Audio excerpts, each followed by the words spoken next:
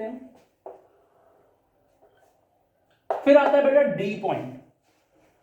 अब D point क्या है, बी से डी तक अगर मैं देखूं, this is called plastic region. ये क्या है, प्लास्टिक रीजन। अब सुनो प्लास्टिक रीजन क्या है।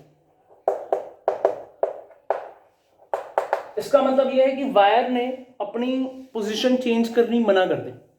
क्यों? क्योंकि हमने स्ट्रेस इतना अप्लाई कर दिया कि वो इलास्टिक लिमिट के भी बाद की बात हो गई, ठीक है, उससे ज्यादा अप्लाई कर दिया।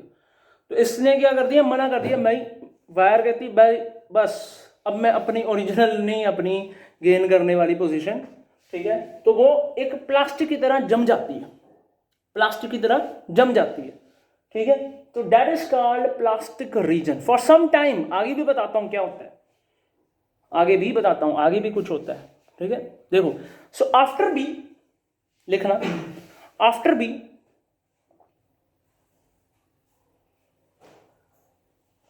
Small stress large strain.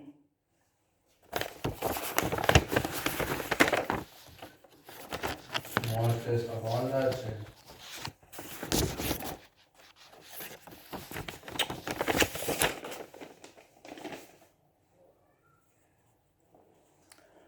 ठीक है, यहां तक तो चलो ठीक है। अब क्या होने वाला है, देखो, अब एक ऐसी पोजीशन हम सपोज करके चलते हैं, मान लेते हैं कि मेरे पास एक पॉइंट यहां पे बीच में आ जाता है, सी मान लो, सी मान लो मेरे पास पॉइंट है, सी मान लो। सी पॉइंट में क्या देखने को मिल रहा है, एक यहां पे एक और कंसिडर कर लेते हैं, ओ डैश।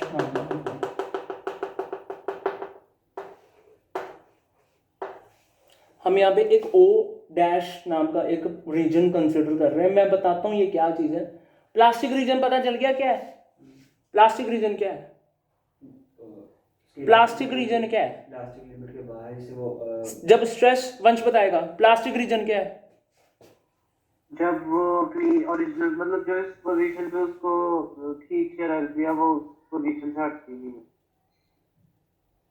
देखो ऐसा वापस है, नहीं आएगा वो। प्लास्टिक रीजन में क्या होता है, एक जब हम स्ट्रेस इतना ज्यादा अप्लाई कर देते हैं कि उसमें एक समझ लो क्या देखने को मिलता है, परमानेंट स्ट्रेन देखने को मिल जाता है। परमानेंट स्ट्रेन मतलब चेंज इन लेंथ तो हो गई है, बट वो परमानेंट है यार, उसको नहीं कोई चेंज कर सकता। समझ लग रही मेरी बात?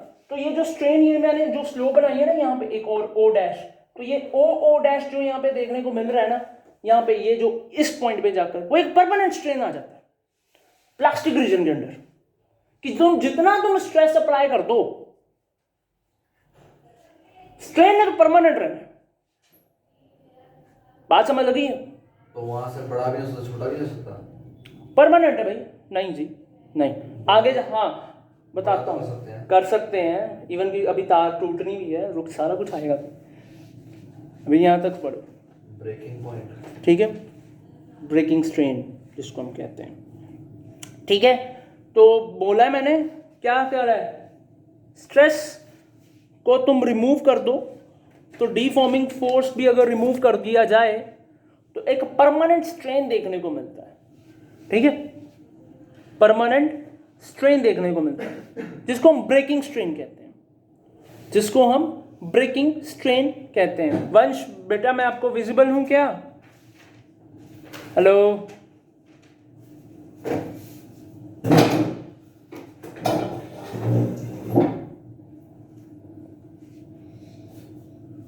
ठीक है, वंश चला गया है, आ नहीं रहा भाई वापस। ओके फाइन, ठीक है बेटा, समझ लग गया? क्या समझ लग गया? अब चलो आ जाओ डी पॉइंट पे।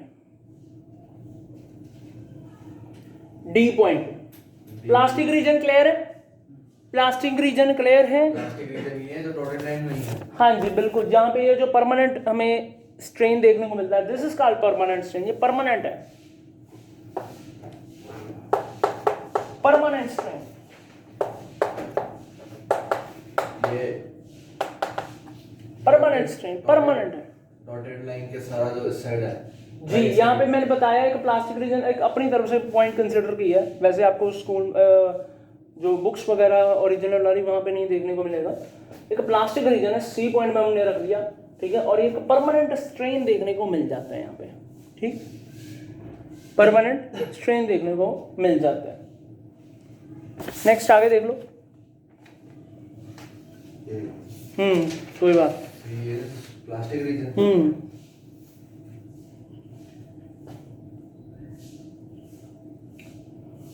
अब मॉलिक्यूल्स इतने दूर हो चुके हुए हैं,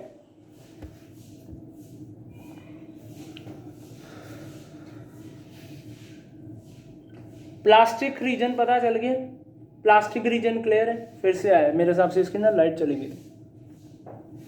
क्या बात है, लाइट चली गई थी क्या?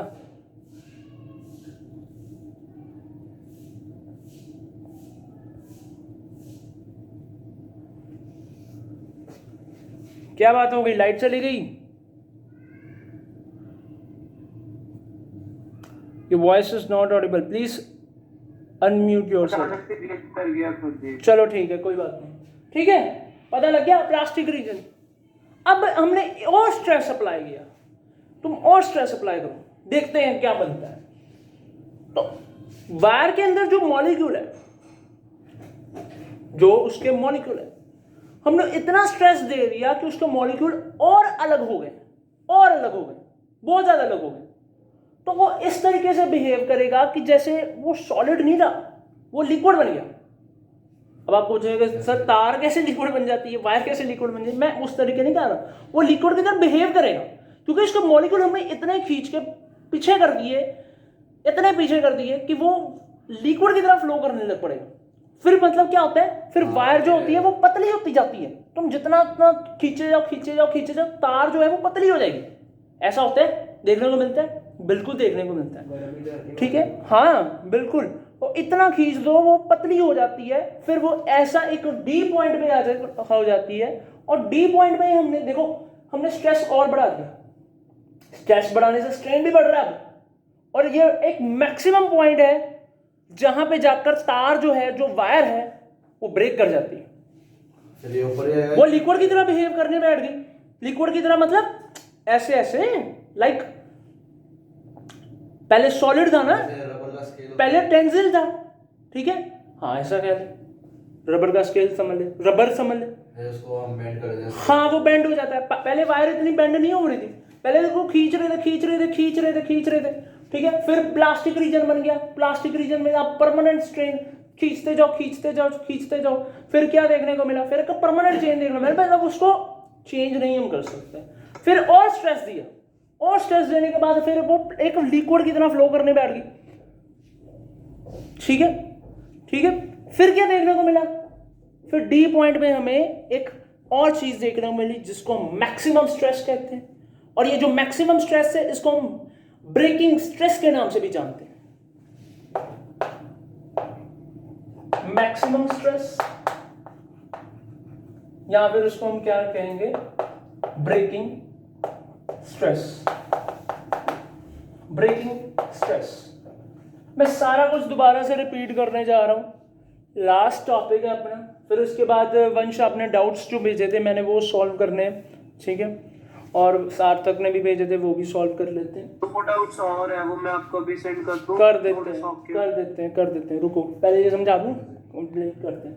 देखो सबसे पहले तो ओ से ए तक जा रहे हैं, ओ से ए तक यहाँ पे देखने को मिल रहा है stress is directly proportional to strain, ये वो वाली स्लोप, तुम जितना तुम स्ट्रेस दोगे तुम्हें उतना स्ट्रेन देखने को मिलेगा, मतलब ये है तुम्हारी कॉन्फ़िगरेशन चेंज होती जाएगी।